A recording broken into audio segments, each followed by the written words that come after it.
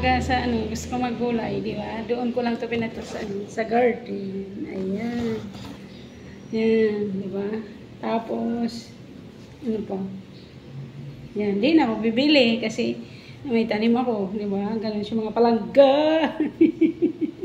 Tapos yung ganyan, mga alugbati. Ano yung agbati? Sa Bisaya, agbati.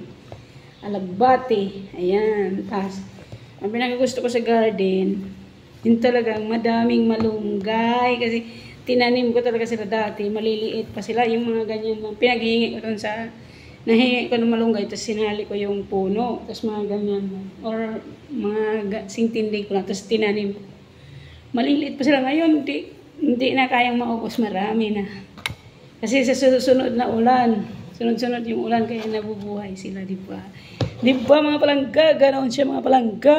Magsipag lang mga palangga para may gulay. Kulang na lang na manok. Yung manok, isda, gawing tinola, tapos bibili na lang. Tapos ba't natin, makuha ng malunggay, ganyan. Talbos, talbos, daming tangla doon na nabuhay ko.